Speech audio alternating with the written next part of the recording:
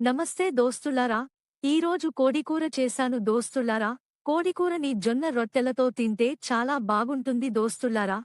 జొన్నలు ఆరోగ్యానికి చాలా మంచివి దోస్తులారా. జొన్నలు తినడం వల్ల కార్బోహైడ్రేట్స్, ప్రోటీన్లు, పీచు పదార్థం, ఐరన్, కాల్షియం ఎక్కువగా ఉంటాయి. జొన్నల్లో తక్కువ కొవ్వు శాతం ఉండటం వల్ల బరువు తగ్గాలనుకునే వారికి చాలా ఉపయోగపడుతుంది.